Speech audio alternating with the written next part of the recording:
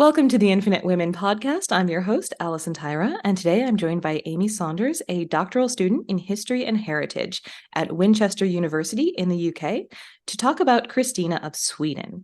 So let's start with a general introduction to Christina and her place in history. So Christina was born to Eleonora of Brandenburg and Gustavus Adolphus, King of Sweden, in December 1626. When Christina was born, the king and queen were initially told that they had a son, but this was quickly changed and the baby was instead recognised as a daughter, and I think we'll probably come back to that later. So Gustavus died not long afterwards in 1632, and that left Christina as the heir to the Swedish throne. And in Sweden, there was nothing barring a daughter from becoming the monarch, but she would have been referred to as king. So we'll also come back to that later on. So although she could not officially start ruling until she reached 18, she did attend some council meetings from the age of 14. And due to conflict and religious divisions and disease, there's actually a lot of early modern monarchs who inherited the thrones at really young ages, and this means that a lot of countries were being governed by various regents and councils. So that also happened for James VI and First, who was King of Scotland and later England, Ireland, and Wales, and also Louis the 13th, King of France. So it's a very common situation. It's not unusual. Gustavus had left instructions, though, that Christina should be educated as a prince. And while she was taught the traditional feminine virtues of modesty, she was doing a lot more kind of physical exercise than was kind of the norm. She was also educated with her two female cousins. So there's a bit of a question here of how far her education was different to what those other girls in her position were being taught. So Christina was clearly passionate about education, though. So from a really young age, she became interested in religion and philosophy and maths and alchemy. And she used to write letters and basically say to her uncle that her cousins were being really bad in their classes and they weren't concentrating enough. So she was really, really keen on kind of a strict educational environment. She would wake up very early, read a lot of books. And her mother also loved architecture. And even though they had quite a difficult and strained personal relationship, we can see that those things later influenced Christina. So yes, she had a really physical education, was really interested in that. And she pursued like fencing and hunting. And they're quite often at the centre of modern representations that we see of her. But when Christina did become queen, she attracted and invited lots of famous philosophers and scientists to Stockholm. And part of this was because there was a kind of French Civil War going on. There was lots of turmoil and conflict happening elsewhere. And so people were coming to Stockholm as kind of a place of academic refuge. So one of those was René Descartes. So he came and he later died in Sweden. And Christina really wanted to establish the city of Stockholm as the Athens of the North, and she's sometimes referred to as the Athena of the North. But she was really determined not to marry. She didn't want to marry, and that was against kind of all expectations. So eventually she abdicated in 1654 and converted to Catholicism, which was a really big deal, and moved to Rome, which again we'll discuss in a little while. And although she did travel after her abdication, so she went to France and various other places, went to other places in Italy, she did eventually die in Rome in 1689. So that's a very whistle-stop tour of her birth to her death. And we're done. No. So when she abdicated, she was only 28. She had only ruled for 10 years. Why did she do that? So you've mentioned that she didn't want to get married. You mentioned that, she's got all of these other interests that don't really have anything to do with running a kingdom. My understanding is that there was also some decisions that she had made that were not super popular. So was it just sort of a combination of things or some things more than others? Yeah, so this is a debate that people are still having, like what had more impact than other things, as I feel is always the answer in history. But yeah, so she was only ruling for 10 years. And when she abdicated, they'd actually been discussing it for a few years previously. And there'd been lots of discussion with her and her councillors and different groups. And there'd been a lot of worry. They didn't want her to abdicate. And she was supposed to get married. They wanted her to get married. And one of the suggestions was her cousin, Carl Gustaf. And some people liked him and some people didn't like him. Some people didn't think that he was going to be the right king for Sweden. And basically when she abdicated and left, like, he inherited the throne, she left it to him. And everyone else agreed except for the nobility, who got a bit annoyed. Um, so instead of marrying him, she went, "Well, I'll just have the throne without me anyway." And in terms of like a kind of personal level, she didn't want to get married, and that was a big expectation on her. But she also had, as we said, she was really interested in philosophy and religion, and she'd started dabbling with the idea of converting to Catholicism, which at the time Sweden was Protestant, and so she couldn't have been a Catholic queen on a Swedish throne, and so that was a big personal reason for her. And she wasn't feeling very artistically fulfilled in Sweden. So what we were saying a second ago about all these artists and philosophers and academics turning up in Sweden, and it was all wonderful and great. Then the French Civil War had ended, and everything was fine, and all of those people kind of went back to other places where they could get patronage, which wasn't as cold. And she just kind of felt a bit like, oh, well, I'm here on my own now. Everyone is gone or has died. And she was looking for something else, and the kind of Italian Mediterranean kind of lifestyle really appealed to her. And she saw that if she did abdicate and go to Rome, she wouldn't have all those expectations placed on her as a queen, but hoped that she could continue living like one, which again I feel like we might come back to later. But she couldn't abdicate without a safety net, and I think this is a really interesting thing. She starts kind of appealing to different Catholic monarchs in other parts of Europe. So she sends a whole bunch of gifts to Spain, including a portrait where she is basically depicted in the same way as the Spanish king of the time. So she's very much saying like, "Oh, look, here I am reflecting Catholic artwork. I'd be a great Catholic convert," which is just really interesting. But yeah, there'd been plague, and people were kind of criticizing her for her poor financial management and things like that. So there was all these other factors going on at the same time. But I just think she had enough, basically. I mean, it kind of sounds like she had a quarter life crisis and abdicated. Yeah, I mean that would be an accurate summary, I think.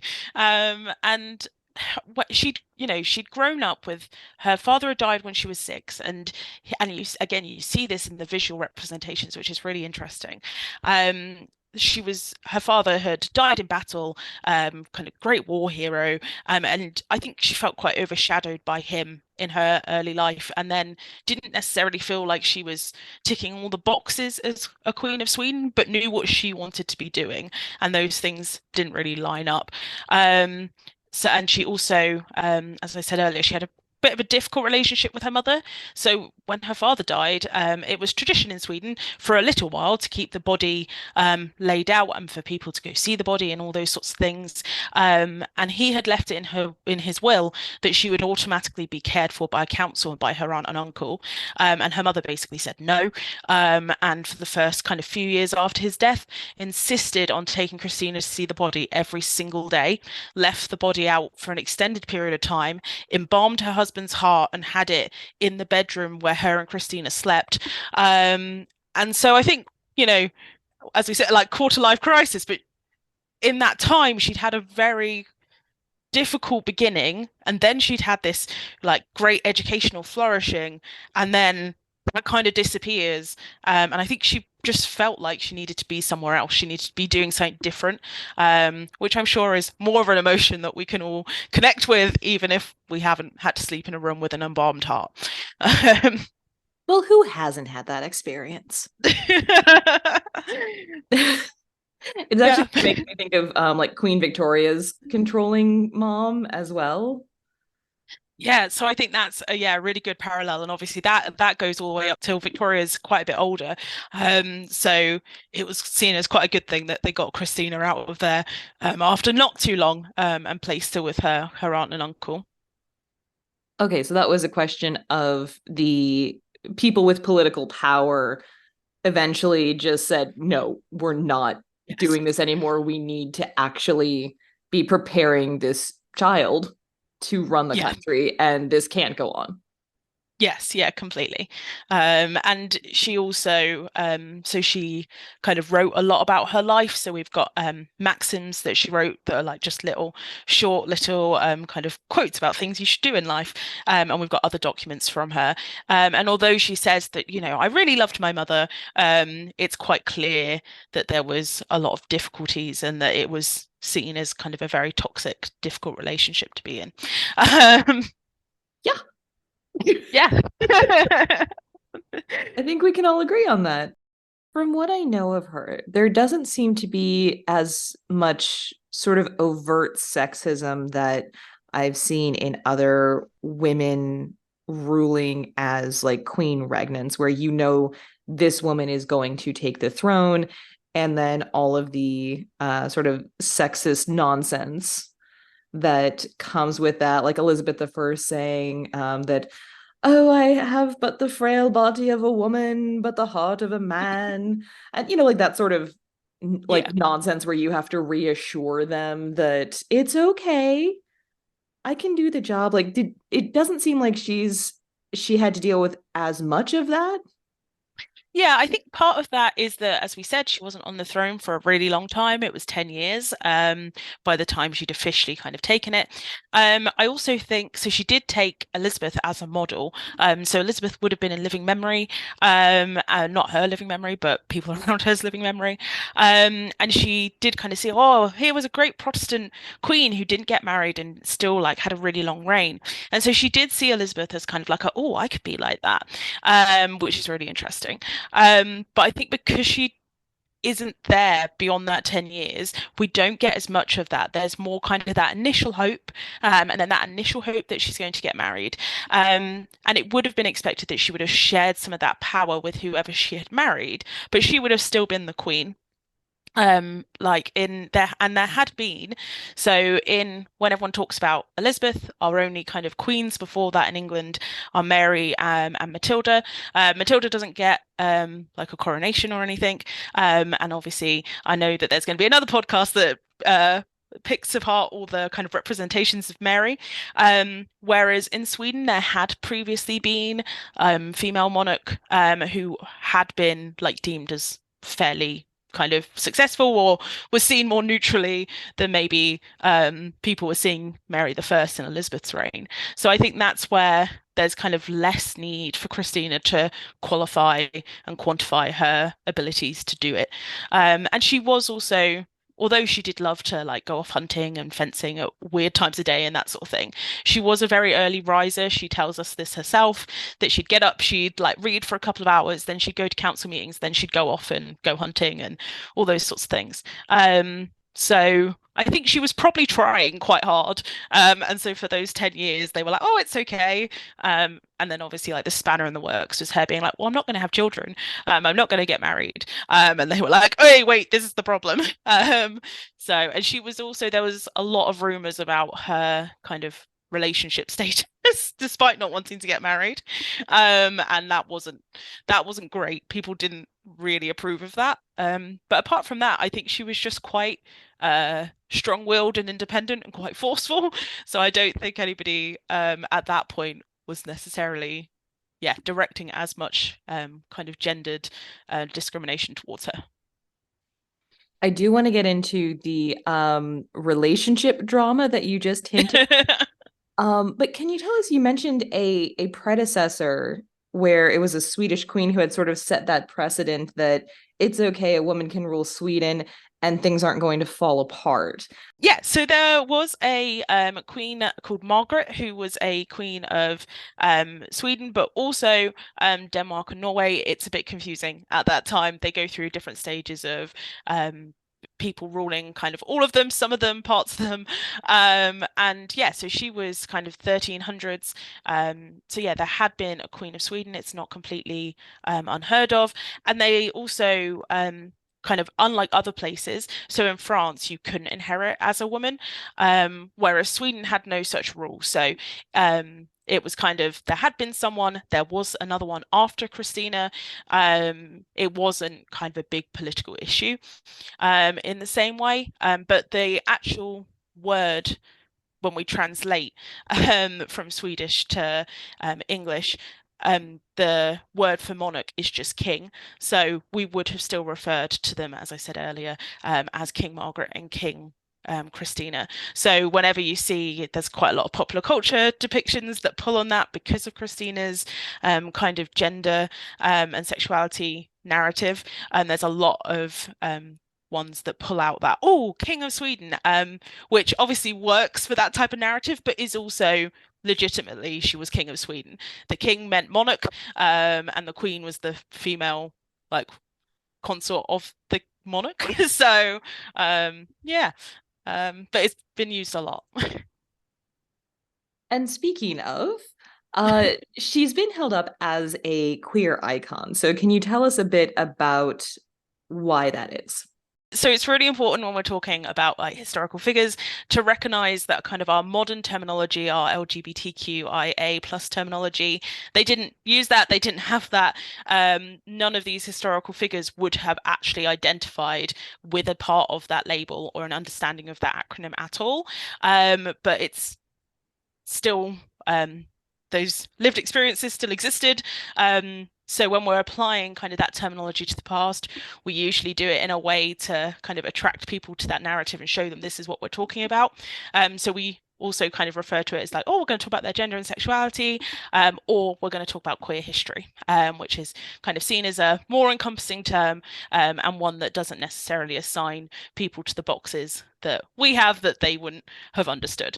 So yeah, she, from her birth, there was a lot of narrative around her gender and sexuality.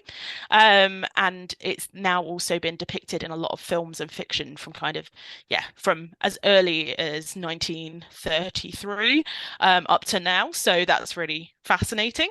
So yeah, so as I mentioned earlier, at birth, they thought she was a boy. Now, she was born in December, and at the time, Europe's going through a mini ice age. So it's really cold all the time. It's really dark. It's really horrible. It's December in Sweden. You know, you've not got a lot of hours of daylight. And when she's born, she's covered in kind of a lot of extra goo. And it's the best way to describe it. And they just mistook her genitals essentially, or think they did. We're not sure. And basically, this has led a lot of modern historians to wonder whether she was born intersex, and whether they just kind of made a decision, then changed their minds, and kind of, yeah, that was the life she then ended up living. So my understanding is that she was examined by medical personnel pretty much every year because, you know, she's the future monarch and we got to make sure she's healthy, even if it's creepy and invasive. Yes, yeah, exactly. Exactly correct, yeah. So if she'd had intersex genitalia, wouldn't somebody have flagged it? Or is the theory that, like, if she was, maybe there was some sort of early operation? Because that seems like a big risk to take with your future monarch. Like, the doctors would have known that her being able to produce an heir is going to be of utmost importance, especially if her mom had had trouble bearing kids. It just seems really Yeah. unlikely.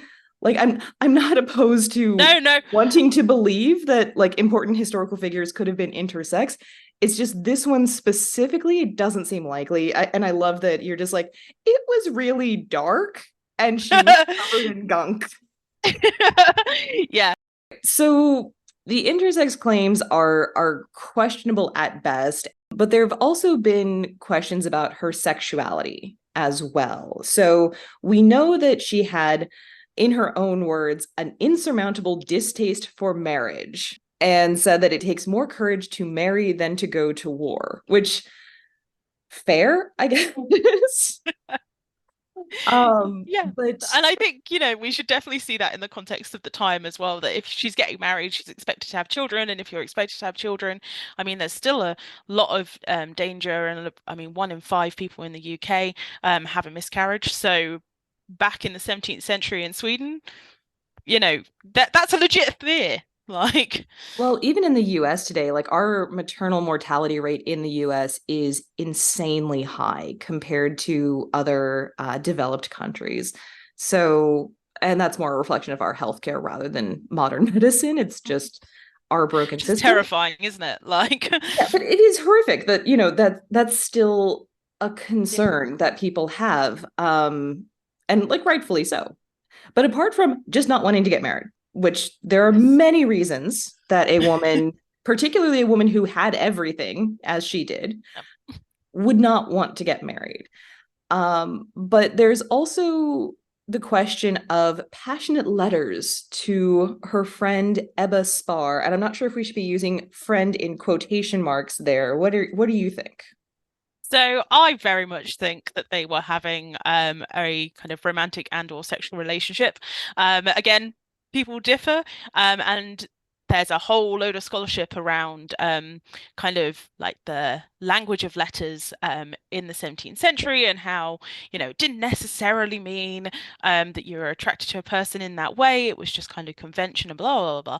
But for Aber particularly, she was a kind of lady in waiting in Christina's court. They were very close. They spent a lot of time together, and they did continue these letters after Christina's abdication. And she was kind of whisked off and married before Christina's abdication when things were getting a bit kind of yeah, a bit too gossipy for the kind of liking of her male counselors, basically. And so, yeah, I really would say that they probably did share some kind of romantic and or sexual relationship. And again, they wouldn't have used our terminology that we'd use today for that. But they were very, very close. And yeah, there was a lot of kind of rumors and discussion at court about it. So yeah, I for them I would definitely say yes. I think in my mind, and I know people disagree with me, but in my mind, I think that yeah, they weren't just friends. And but Christina did. There's also lots of rumors that she was kind of off having sexual relationships with other people, including men. And I think this is really interesting because she does become this queer icon, but she becomes a queer icon for lesbians from the 1930s onwards. And so we have this whole kind of bi-erasure going on. That if we take it that all these relationships were happening, then she would not fit into our modern term of being a lesbian. So it's kind of something that we could talk a lot about, I'm sure. um, but yeah, I definitely think for the two of them, there was more than friendship going on. One of the facts that people use to try to denounce that theory is that she would use the same style when she was writing to women that she had never met, but whose writing she admired.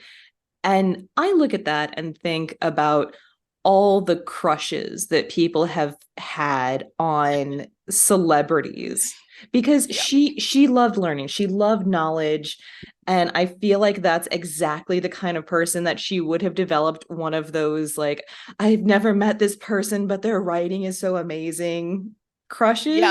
you can definitely imagine her at like Comic-Con or on Tumblr, can't you? Like it's so you can imagine it so clearly. If she was living now. Yeah, like I think she was just so excited to write to those people. And again to be in the position that she'd had that education, but that she could also write to those people and expect a reply and be able to offer them some kind of patronage or offer them something that she was a massive fan. We've all seen people write letters that you look at and you think, oh, or you look back at things you've written and gone, oh, that was a bit unhinged when I was 15. um so I don't think that's a disapproval for her other relationships with women.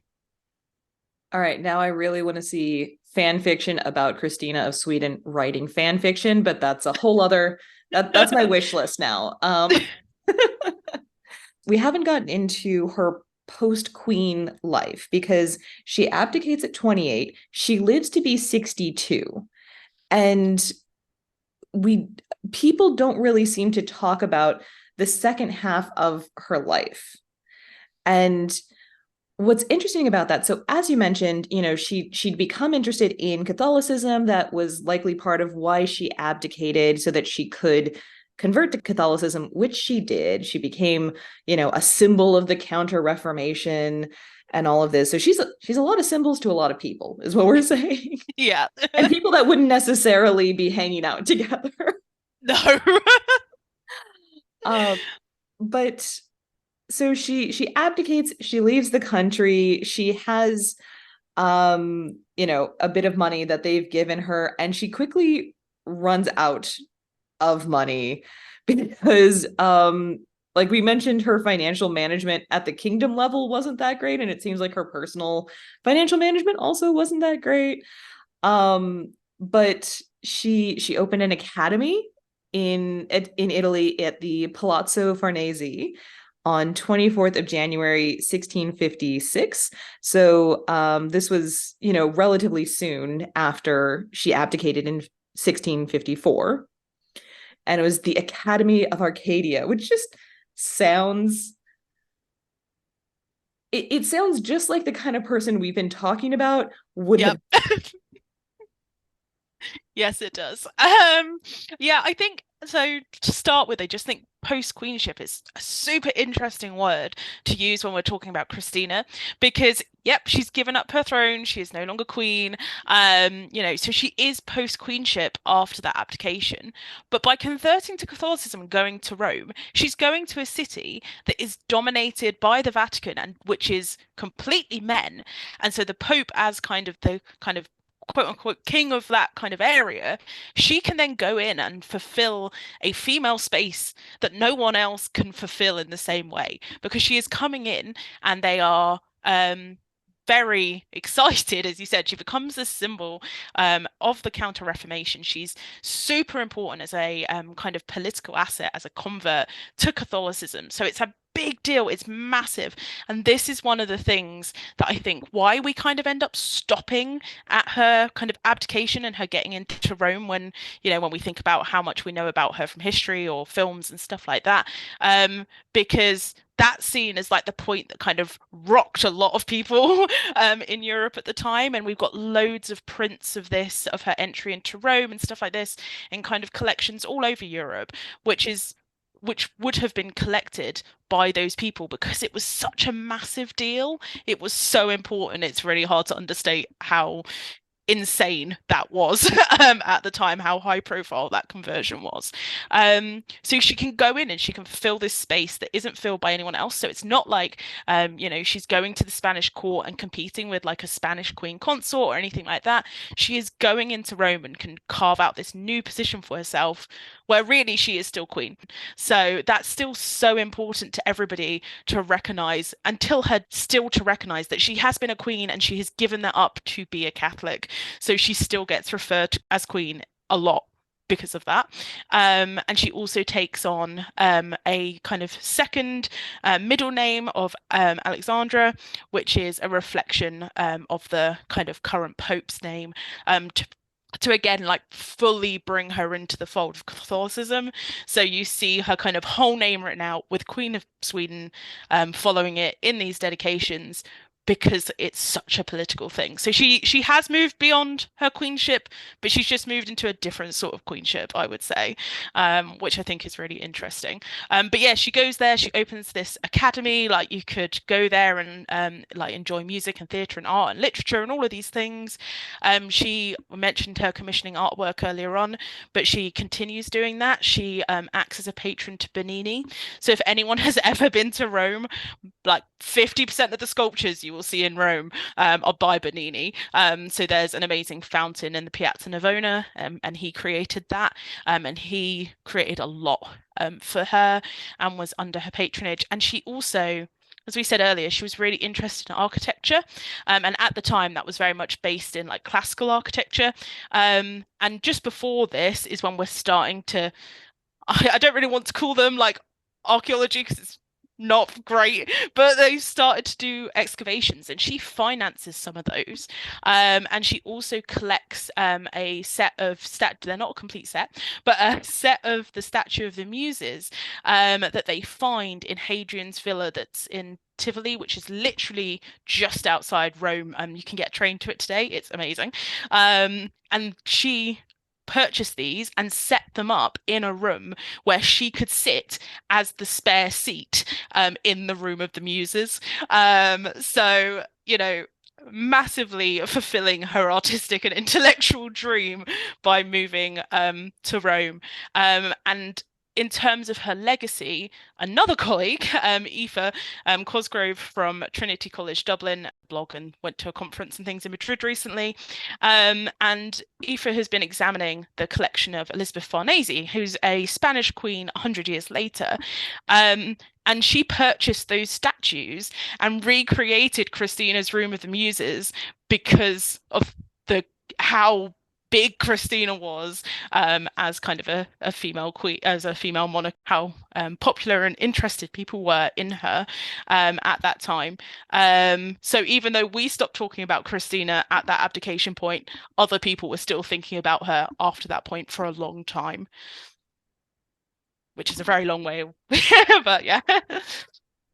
And so this is where things get a little weird for me because she's like hanging out with popes and royals in France and Italy.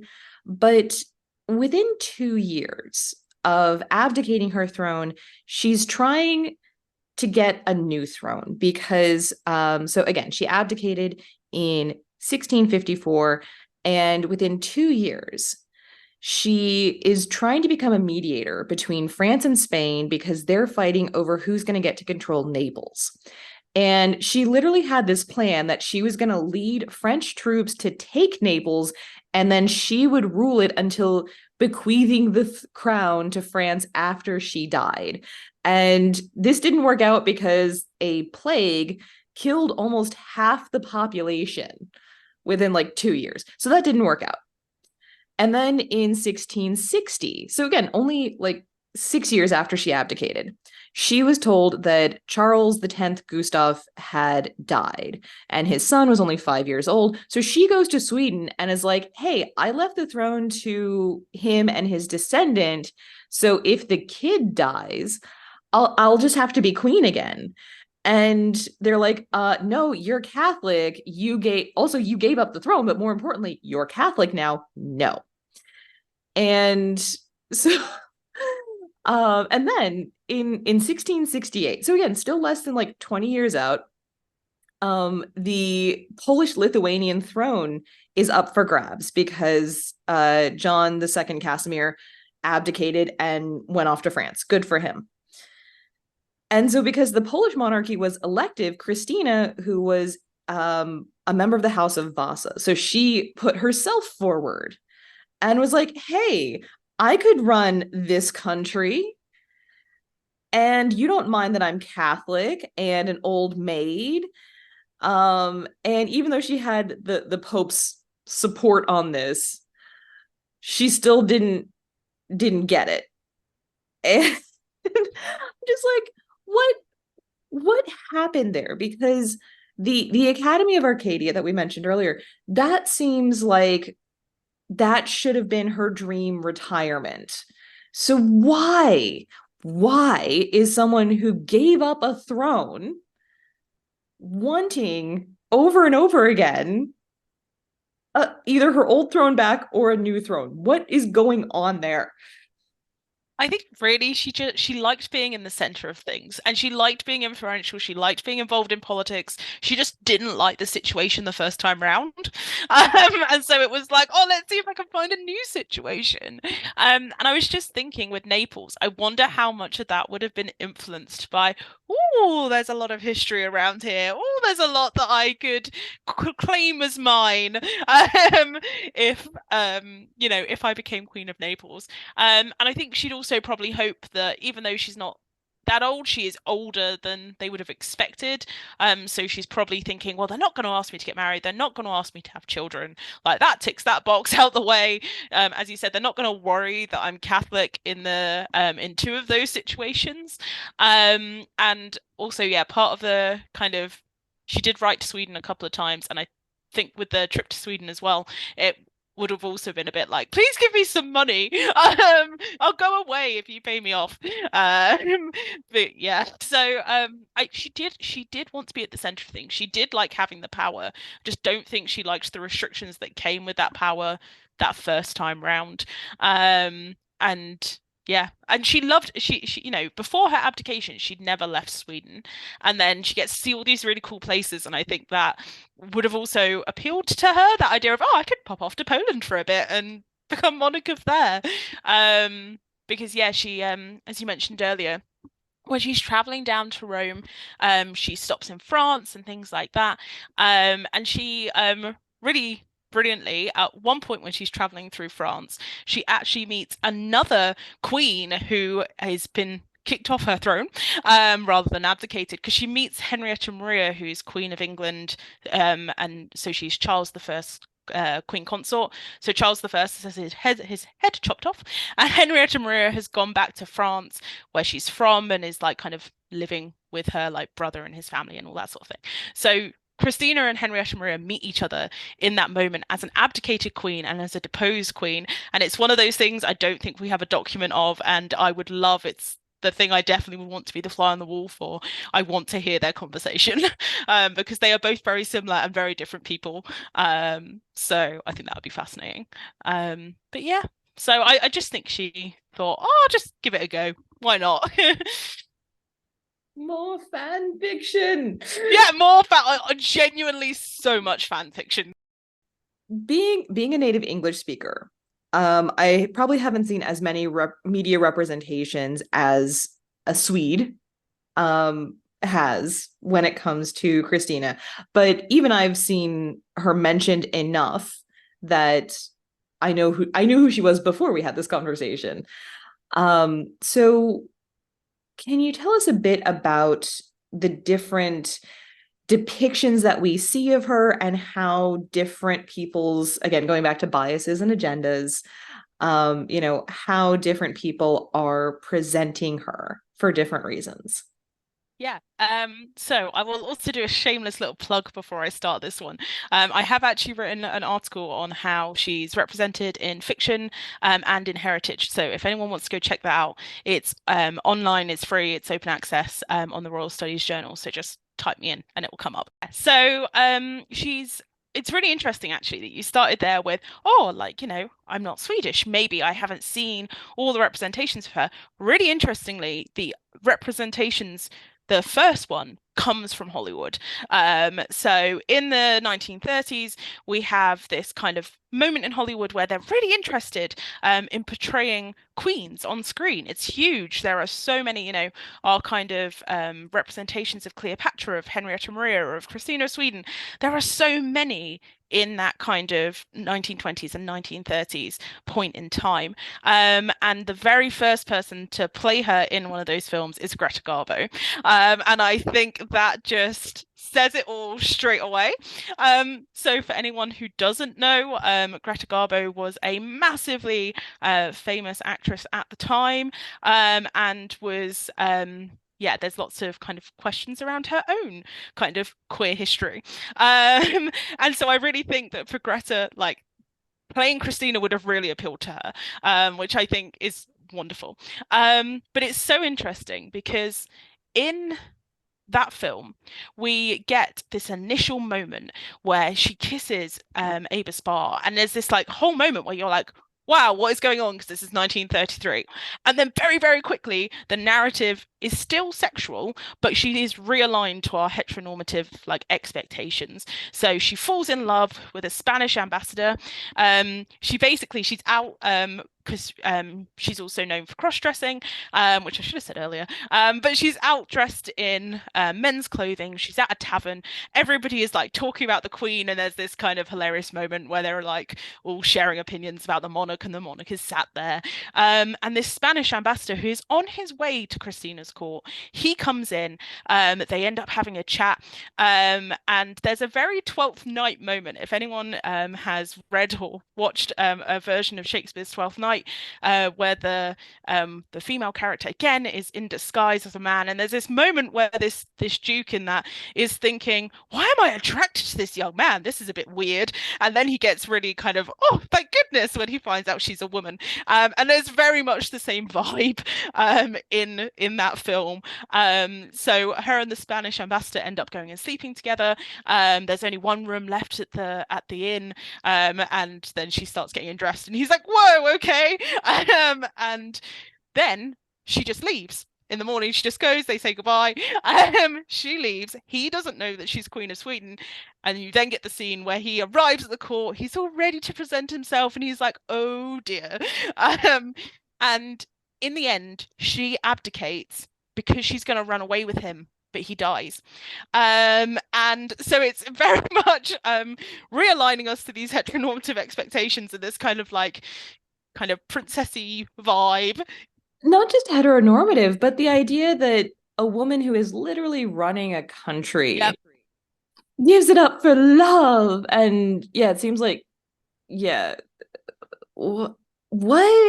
Like, Yeah, really, so guys? Really? And it's not for all the reasons that we talked about with, like all the many reasons that she wouldn't want to do this and all the crap she went through and all. No, no, it's because of a man.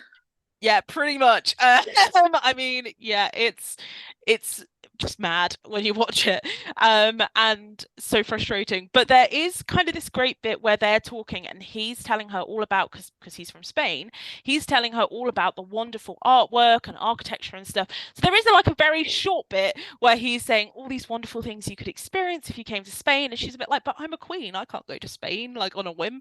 And then she's like, "Oh, actually, what if I abdicated?" So there is a very tiny bit that is a bit like, oh, here's the real Christina, but a bit like the bit at the beginning, it's very quickly like, off we go.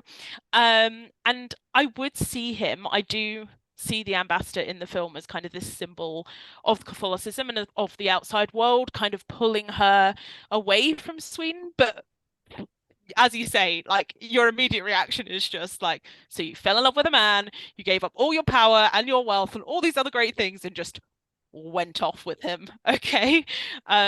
So yeah, that's the 1933 version.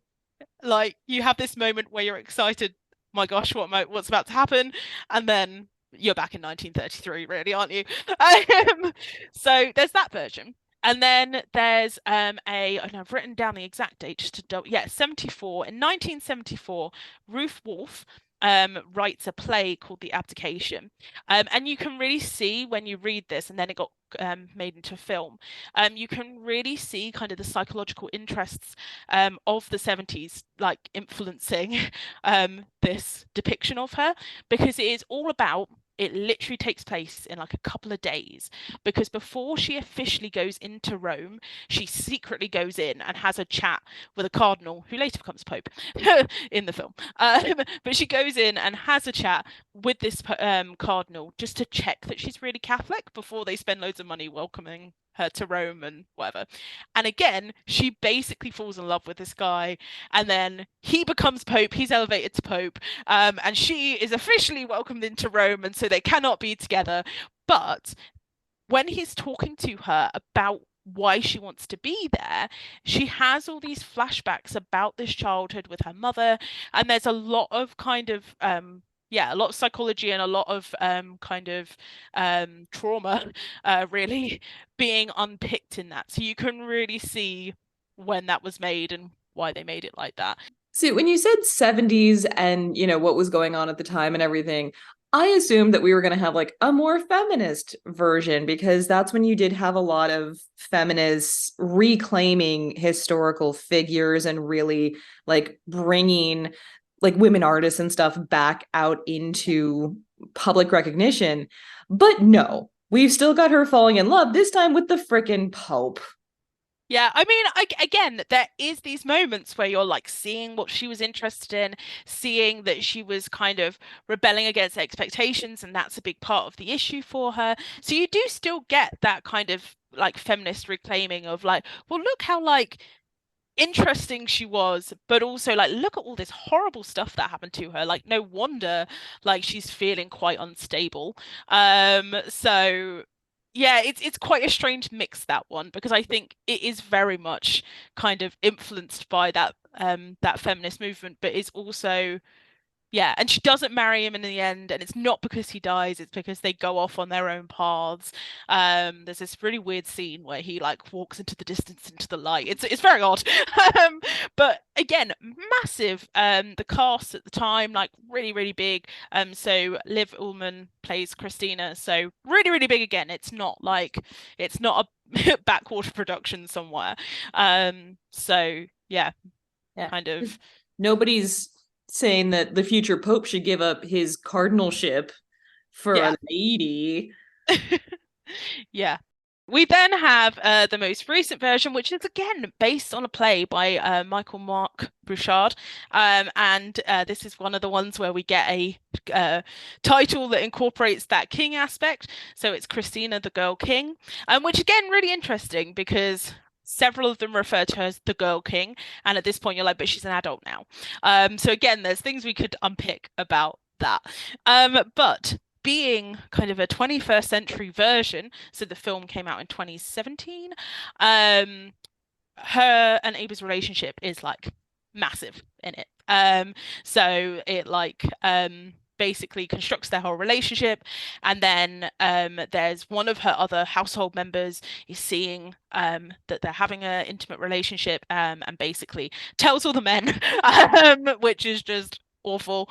Goes and tells all the men, and then yeah, that like Abe's removed, married, blah blah blah. And basically then there's this kind of big intervention about Christina's like sexuality and her activities in terms of like her fencing and all those sorts of things. And you get kind of the unrest in Sweden being depicted, and then she abdicates. So basically all the films are either about her abdication or end in her abdication. So I think this is where we were saying earlier that there isn't we don't think of her post that. And even though there was a lot of drama after that, a lot of that drama didn't have kind of a set conclusion. So by using her abdication as kind of the conclusion, that's where a lot of the kind of films end. There is also a children's book that is called Christina the Girl King, and it's by Carolyn Meyer, who did a lot of the, I don't know, I think they're from the US, aren't they? They're like children's historical fiction about different women. We had a different writer and a different version here in the UK, and we didn't have a Christina of Sweden one. But the the children's version of Christina the Girl King is just a diary set from a young age, and she does meet Ava, but it's not obviously sexual at that point because they're 10. So yeah, that's the Royal Diary series, which I absolutely loved when I was a kid. I highly recommend them. They were published from 1999 to 2005. Middle school me highly recommends them, is what I'm saying. Yes, I one of the best experiences I ever had. I used to work in a really kind of small independent museum, and I had just finished my Christina of Sweden dissertation, and I had this tiny little visitor, not tiny, she was like 8 or 9, and she came in and she got really excited because I was telling her all the history of the building that had nothing to do with Sweden whatsoever. And then her parents were like, oh, she really loves these books. She really loves, history and historical fiction.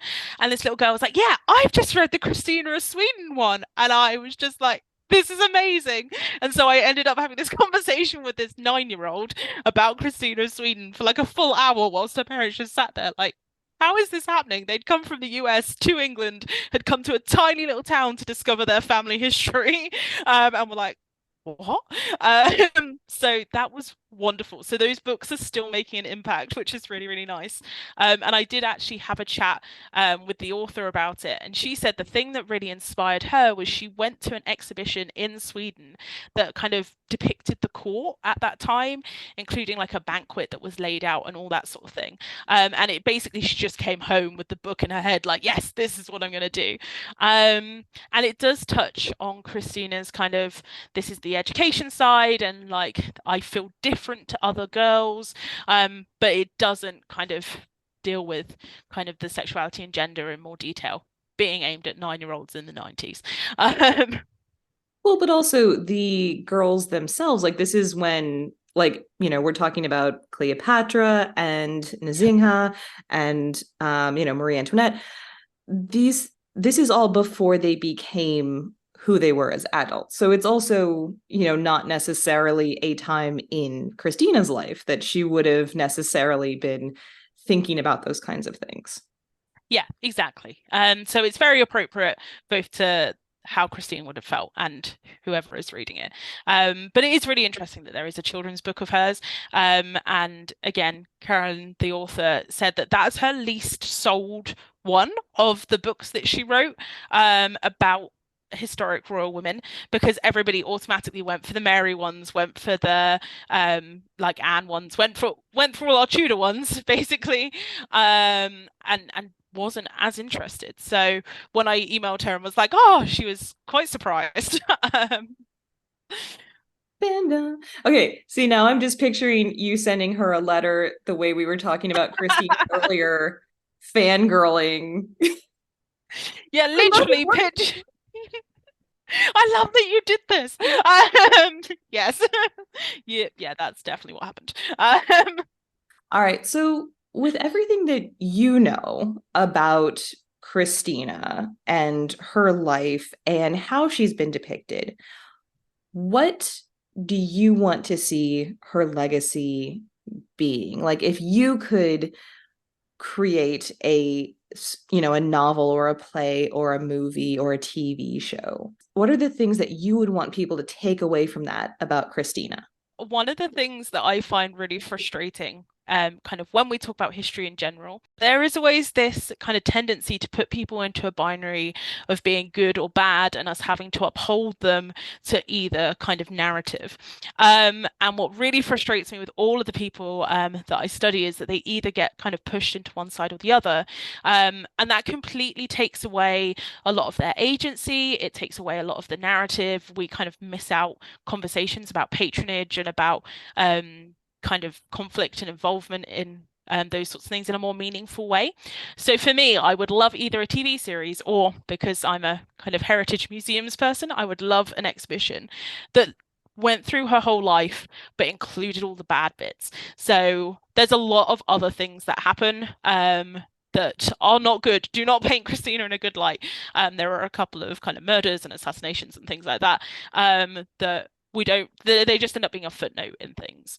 And I would really like to see kind of a full TV series that went from kind of birth to death and included those things and included all of her different relationships.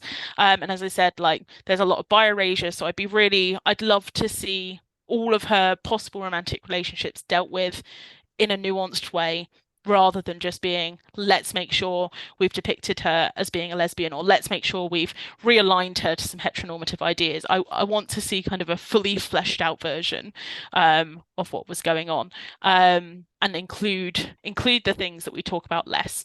And certainly if we were doing an exhibition, I would love to see more on her patronage, because we always mention it and it's always upheld as this like thing she did in Rome, but it's not put into its wider context. It's not discussed as this is the legacy she left for other people. This is where her art collection went afterwards. So because Elizabeth Farnese collected those statues in the Muses, they're now in the Prado. I mean, you can actually in Madrid, and you can actually go see them. They're in a room all on their own. It makes me very excited that they're there. And the painting that she sent to Philip, the King of Spain, is also in the Prado, but it's not on display because they're currently restoring it. And I really want that to hang in a room with all of the paintings that she was speaking to when that painting was commissioned. So quite a complicated answer, but basically I just want us to talk about all of the things rather than getting kind of hung up on her abdication. I'd like more more information. It sounds like you want context and nuance. Yeah, context and nuance is exactly what I'd like in all of the depictions, please. Unfortunately, that's not media's specialty. I don't know if you're aware of this. Yeah. Um, yeah. So obviously there is a balance between kind of audience and appeal and all of those sorts of things. But I think like we were saying earlier, the Tudors particularly get so much airtime, specific Tudors, get so much airtime, that you think, well, where is my like, 3 series long about Christina of Sweden? Where is, my better depiction of all of these other queens and queen consorts? Yeah, I just think it's time to look at someone else. Join us next time on the Infinite Women podcast, and remember, well behaved women rarely make history.